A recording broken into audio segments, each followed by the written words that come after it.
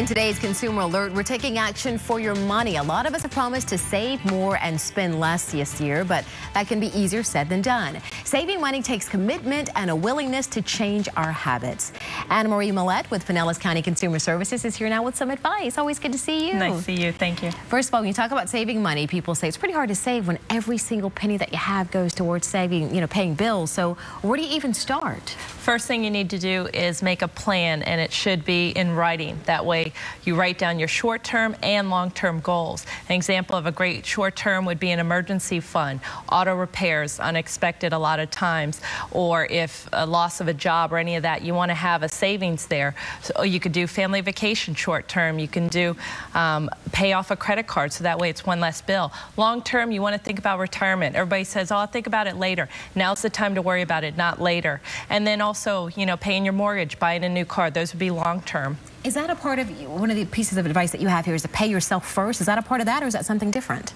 Well, pay yourself first is you want to pay the savings, give an amount. They recommend 10% of your income, but you have to be realistic. Look at your finances, see what you can, but you want to put a savings amount aside and then pay off everything else, so that way you are building that amount in your savings. Okay, and speaking of being realistic, you also have to trim your regular expenses. Yes, for me, this was a wake-up call. You have to account for every penny. We all say we don't have money. We don't know where the money's going. We need to find out where it is. For me, it was takeout food, maybe some gourmet coffee. So you need to be accountable for where you're spending the money and then trim those expenses. And that means a lot of times that you have to make some real sacrifices. So if you like that latte every day, you like saving a little bit more, hopefully. And sometimes the sacrifices are going to be a little more dramatic depending on your situation. So it might be cable. Maybe you have the ultimate cable package. You need to go to basic or eliminate it for a few months. Cell phones and internet, maybe you have to eliminate those.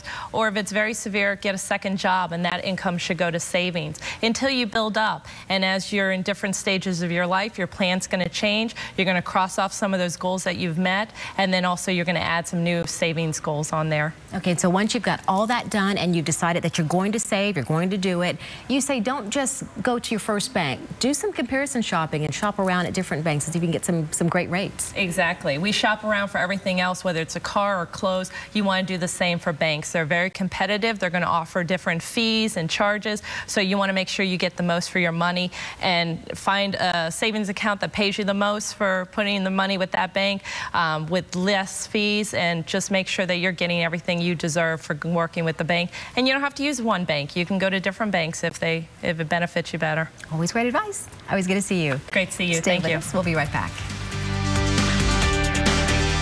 Thanks for making ABC Action News #1 at 6 o'clock.